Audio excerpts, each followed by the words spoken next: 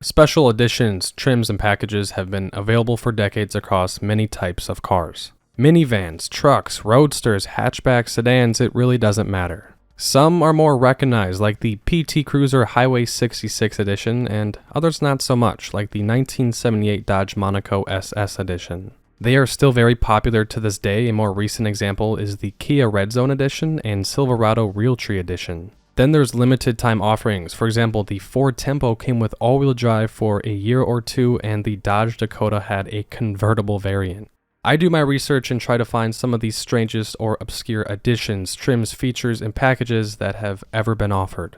Chances are, even if you're a car enthusiast of over 3 decades, whatever the case may be, I'm sure there's going to be some stuff you've never seen before. This time, I'm featuring the Chrysler Corporation, and if you'd like to check out the other brands, there is an entire playlist dedicated to this series. If you're new, first, thanks for tuning in, and second, the layout in which I will be presenting will be in chronological order starting in 1974 and ending in 2012. With all that said, here are some of the strangest additions from Dodge, Chrysler, Jeep, and Plymouth.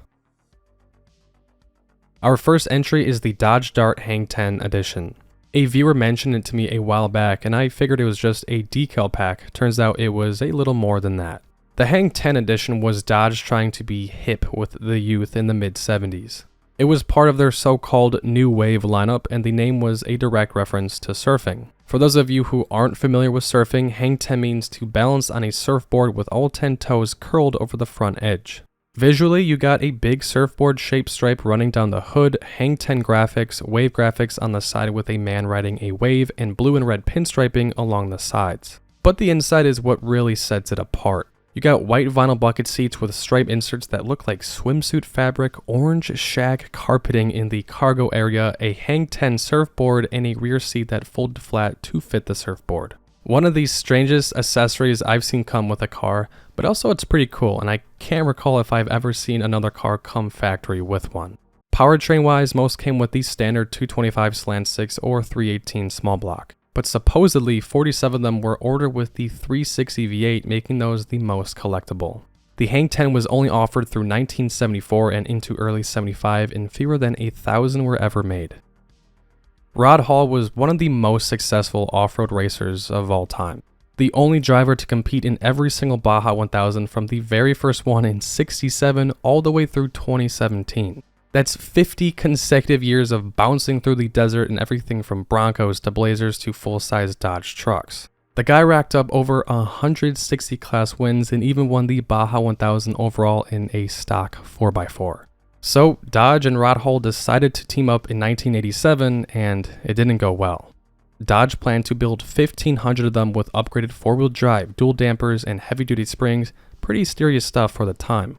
Then the NHTSA came in, and they claimed that the suspension had never been tested for use before being sold. Therefore, they claimed that the model was too dangerous to sell, with only 14 or so making it into the hands of drivers. But Dodge didn't give up. They tried again in 1990. This time they played it a bit safer. The production truck still had Rancho shocks, hefty springs, a more aggressive front bumper, and a full bed-mounted light bar, all styled to mimic a legit Baja racer. Power came from the 318, so nothing special under the hood, but it looked the part.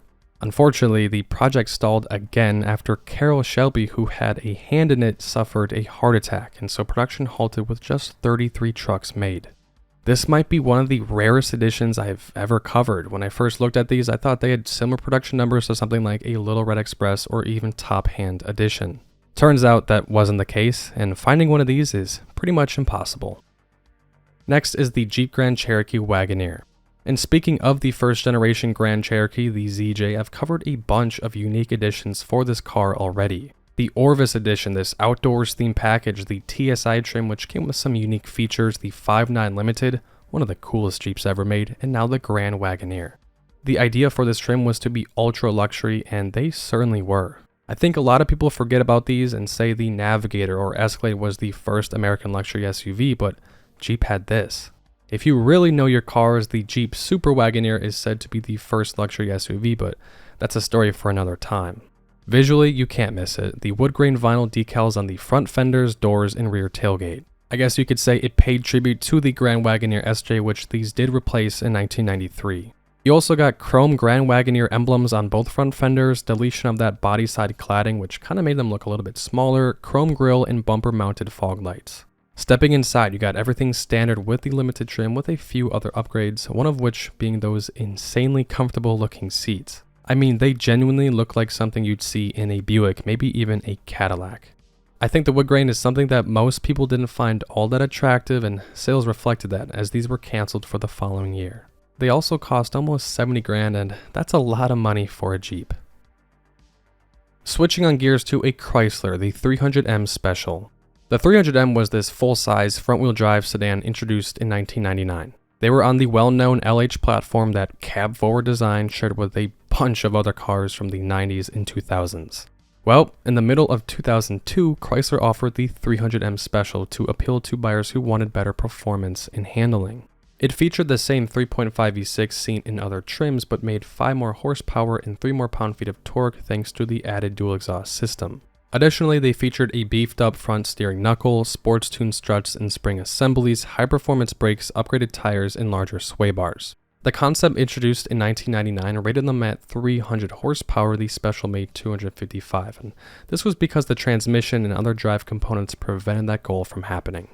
Visually, they had unique exterior colors such as deep sapphire blue, 18-inch 15-spoke painted wheels, unique front and rear bumper covers, high-intensity discharge headlamps, signal mirrors, and 300M Special badges.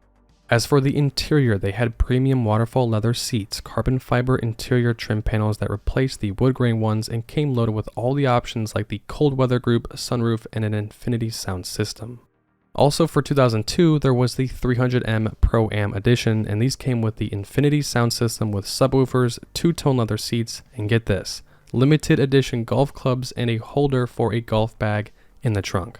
With the Hang 10 Dart, there was a surfboard included. Now there's a golf club set because why not? Last but certainly not least is the 2012 Jeep Wrangler Call of Duty Modern Warfare 3 Edition. The Wrangler has seen so many editions since the mid-80s, anniversary editions, there's that Tomb Raider one, Golden Eagle, Apex Edition, Freedom Edition, the list goes on. Our example is a 2012, so it's a JK, and it featured the 3.6 Pentastar V6 with either a 6-speed manual or 5-speed automatic. A year prior, there was the Black Ops Edition. Now there's this, the Modern Warfare 3 Edition, which was based on one of the most popular games at the time.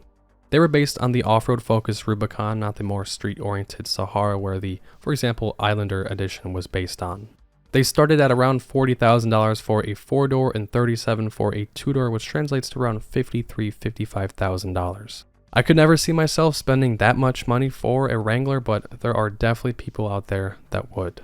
They came with a special hood called the Power Dome, unique Mopar heavy-duty front and rear bumpers, fender badges, unique 17-inch wheels, elite badge on the tire cover, and black rock rails, tail lamp covers, winch cover, and fuel door.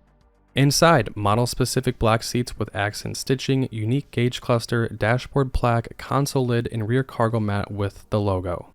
Around 4,000 of these were made across a few different colors. Not really my cup of tea, but of these special editions for the Wrangler, this is one of the more interesting ones.